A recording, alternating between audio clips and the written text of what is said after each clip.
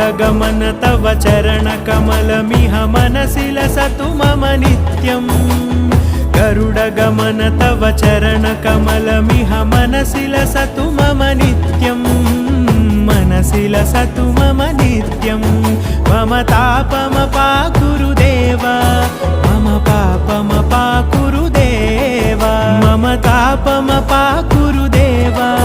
मम पापमपाकुरु देव